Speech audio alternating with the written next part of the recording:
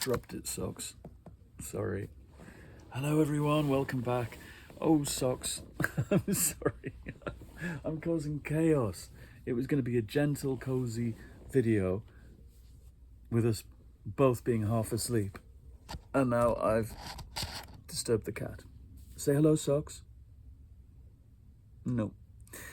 It's Monday and it's sunny again after a sunny weekend. We had a big gathering in our garden yesterday when it was really warm and sunny, and loads of food outside and about 12 people out there. Lots of friends and lots of chatter and fun. And Socks graced us with his presence briefly towards the end. He'd slept most of the day, just as well, because we had Matty the dog visiting. Matty lives down the street, an elderly dog, although Socks is quite interested in dogs, as it happens. Aren't you? You like them better than cats. I'm having some quiet days. I hope no work comes in the next little while. What I'm doing is reading. Of course, the whole point of being a freelance writer is that you do your stuff, but you make as much time as possible for reading. The fuel, the rocket fuel, is books. And I'm reading Sue Moorcroft. I mentioned the other day that I was reading One Summer in Italy.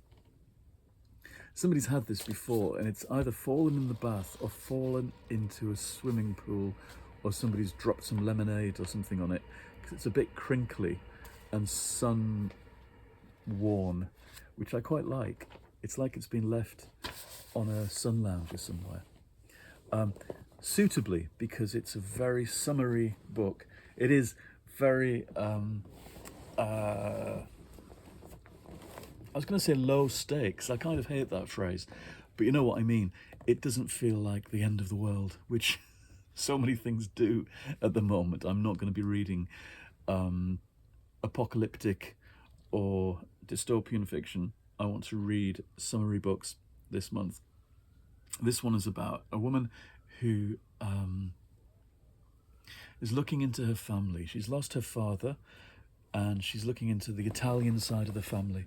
She was her father's carer, and he left her with some instructions to go and enjoy her life once he was gone. So she goes to this Italian town where her uncle runs a fancy hotel, and she is going to reconnect with this slightly unfriendly seeming side of the family.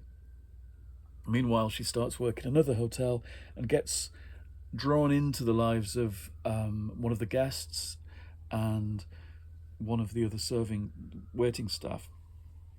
Is a young woman who has also ran away from home, having found out that her father isn't the person she thought he was. Her mother had an affair years ago, and it resulted in this girl, and so the girl's in a right strop. It's one of those books where everybody's in a right strop until the place they're staying in works its magic upon them, and they fall in love and become friends and fall out. There are misunderstandings. It's that kind of romantic comedy. So it kind of fits my mood for now. Some of the characters are a bit annoying, but they're worth sticking with. I've not read Sue Moorcroft before. I'll have to try one of her Christmas books next. Anyway, it's quite enjoyable. It's all right. I've been spoiled in a way in that my favourite people within that genre are Millie Johnson and Carol Matthews and Jill Mansell. And who's the other one? There's another one. Is it Lucy Diamond?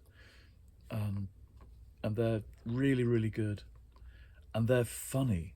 That's what I'm missing with this. It's it does all the things, but it's not at all funny. I need a few laughs in this kind of, it's a romantic comedy. It's not comedy just in the sense that they are looking for love and it's going to end happily. It should be funny as well.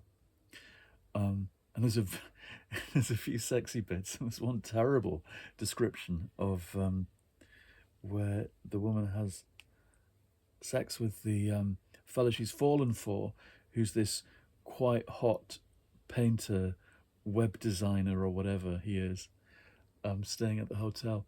And she describes it in the most awful way. Um, I can't even say it. I can't even say how she describes sex with this motorcycling watercolorist. I shan't say. But it was a bit unfortunate. Anyway, I'm enjoying it enough to carry on to the end. What I'm enjoying is going from one book to the next and not even thinking about what comes next because of my book bag project where they're lined up in order. It takes all the thinking out of it. It's like having a pile of books on holiday, and that is delightful. There's something really nice about that. It makes every month a kind of holiday. So, anyway, this afternoon has just been about the reading, a little bit of drawing, but mostly reading. And then soon I'm going to go into town with most of, if not, no, it's not all of, it's 4 of us from our local book club. We're getting an Uber into town and we're going to see a play at the Royal Exchange. We're going to see a new revival of Mike Leigh's Abigail's Party, one of my favourite plays. It began as a TV play in the late 70s, and I've watched it again and again and again. But I've seen it on stage only once, and that was a local Amdram group 10 years ago round here. And when they did that, they did a raffle as part of the evening's entertainment. And I won it and was dragged up on the stage during the interval to be given vouchers for a local curry house. That was a special night. I don't think that'll happen tonight at the Royal Exchange, but who knows? Anyway, so a night at the theatre coming up, and hopefully some quiet days ahead. I know I've got work coming in, but I'm not sure when. So, quiet days. It's all we can hope for, isn't it? Quiet days with a cat and some books. I'll leave it there, and I'll see you again quite soon. Goodbye.